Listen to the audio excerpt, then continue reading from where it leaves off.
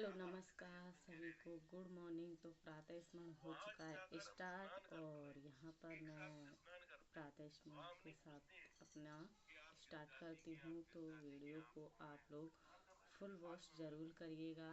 और वीडियो में मैं अपना परिचय देने से पहले आप लोगों को एक शुभ विचार सुनाना चाहती हूँ।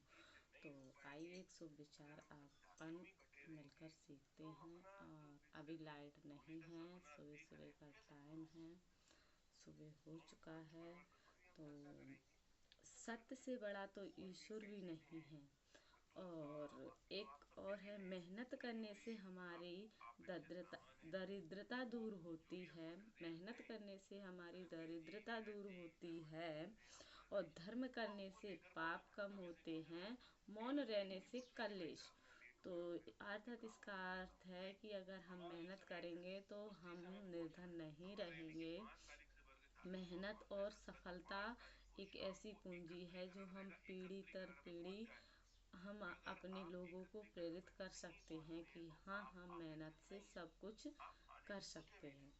तो ये भी बहुत बड़ी चीज़ है कि मेहनत करना ज़रूरी है हमारे लिए।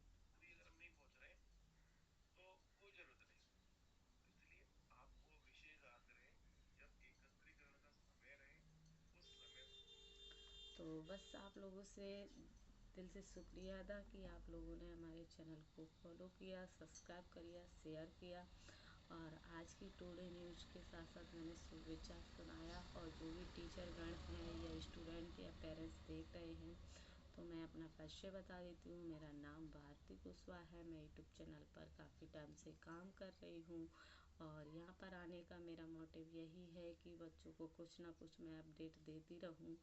अभी 10th 12th और 8th क्लास की बोर्ड एग्ज़ाम है, वो स्टार्ट हो चुके हैं। 5th क्लास के बच्चे मेरे पर आते हैं, मैंने आप लोगों को वीडियो के माध्यम से बताया। तो कल ही उनका हिंदी का पेपर था। हिंदी का पेपर उनका बिल्कुल ठीक गया था। और अभी मैं होम ट्यूशन के माध्यम से अपनी पढ़ाई कंप्लीट करके एक आकांक्षा पूरी कर रही हूँ कि मैं एक टीचर बनने के लायक हूँ।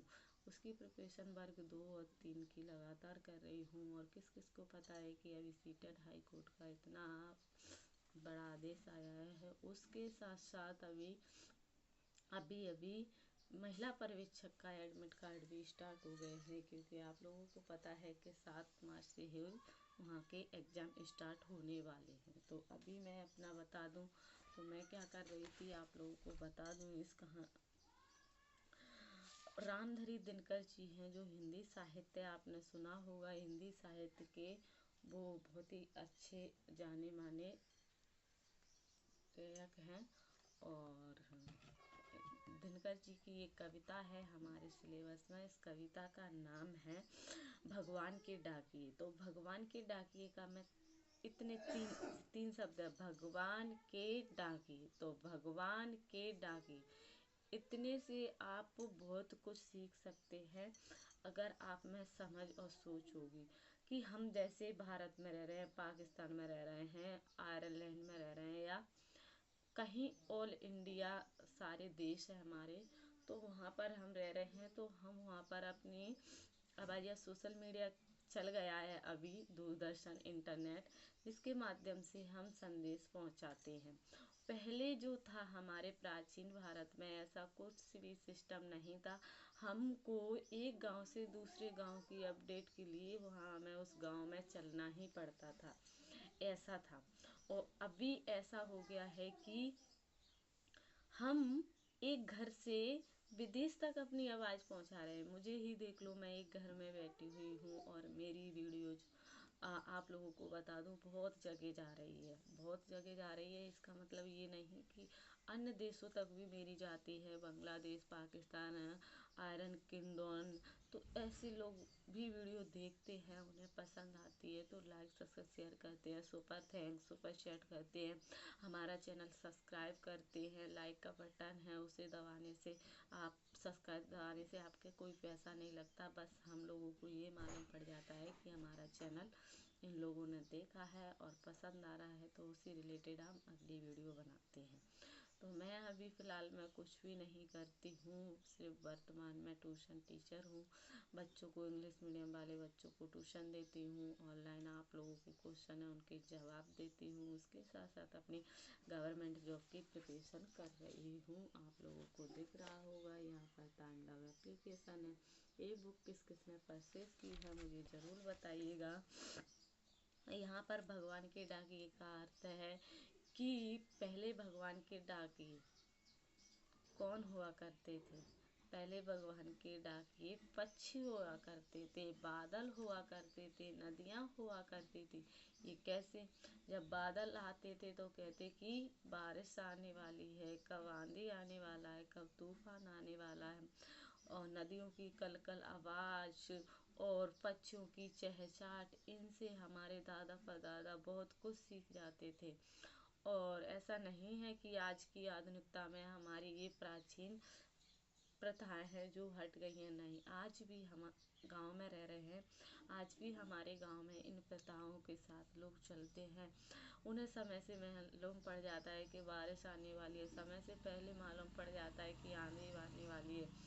और हम लोग क्या करते हैं, इंटरनेट का उपयोग करके और उसको लगे रहते हैं। तो ऐसा भी लोग करते हैं।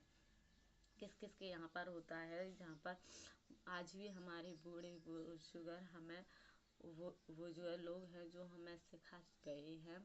और मुझे उस बात की बहुत खुशी है। तो भगवान के डाकिए, जैसे हम बॉर्डर पर जा रहे हैं तो हमें वीजा बनाना पड़ेगा, ट्रेन में बैठना पड़ेगा, एरोप्लेन में बैठना पड़ेगा, तब जाके हम दूसरे गांव में जाएंगे। और उसकी सीमा में अगर लड़ाई है तो हम जा ही नहीं सकते। लेकिन हमारे बादल, नदियाँ और पक्षी, खासकर पक्षी, इन्हें कोई रोक सकता है? नहीं। वो एक सीमा से दूसरी सीमा, दूसरी सीमा से तीसरी सीमा, तीसरी सीमा से चौथी सीमा, मतलब सीमा बाई सीमा वो एक दो देश से दूसरे देश, दूसरे देश से तीसरे देश, तीसरे देश से चौथे देश तक आसानी से देश तक जा सकता है। उसे कोई नहीं रोक सकता है। और वो एक देश से दूसरे देश की खबर दबर हमें पहुंचाता रहता है। तो उन्हें ही हम भगवान के डाकिए कहते हैं। किस किस को ये मेरी बात को समझ में आया है तो लाइक सब्सक्राइब शेयर करिए।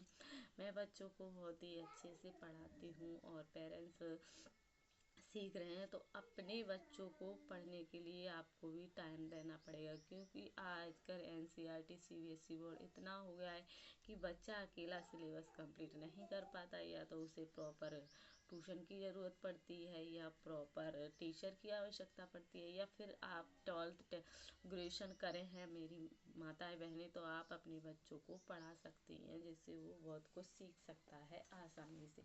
तो मेरा यही था। और चलती हूँ मैं आप लोगों को एक मैंने भगवान की डाकी कविता है, उससे तो मैंने आपको परिचय करा दिया। इसे किसने लिखा उस पर मैं भी आपको बताऊंगी।